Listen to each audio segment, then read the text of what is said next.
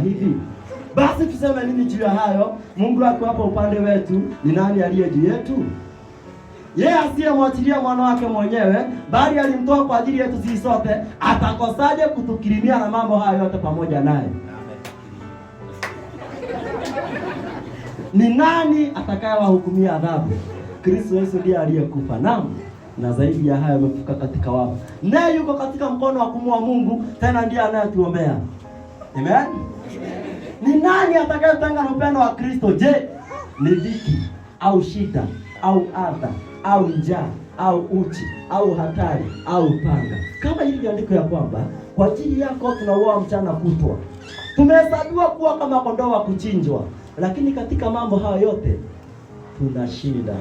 Na zaidi ya kushinda, kwa yeye aliyetupenda, kwa maana nimekwisha kujua hakika ya kwamba wala mauti wala uzima wala malaika wala wenye mamlaka wala waliopo wala watakaokuwapo wala walio juu wala walio chini wala kiumbe kingine chochote hakitatutenga na upendo wa Mungu ulio katika Kristo Yesu Bwana wetu. Amen. Amen. Asanteni. Kana ukita Biblia yako.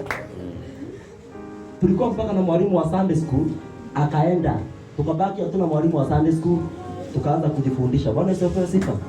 Niliwaambia mtu anapitishiwa mahali. Sasa kama mimi ningekuwa Sunday school nione huko, tunaambiwa twende, tunawekwa viboko ndio twende, tungefurahia. Hata tungedharau huduma. Hao watoto tunawaona hapa vile wanafundishwa. Kubali akuje afundishwe. Hiyo Biblia nilielewa wakati huo. Kile huwa ninawafundisha wale watoto, wakati niliwaambia nilikuwa nawafundisha mwalimu wa Sunday school, ni kile nilijua ndani yangu. Bwana Yesu asifiwe sifa. Tusidharau hicho kidogo ambacho tunakipata. Sasa kusema sana haya mambo.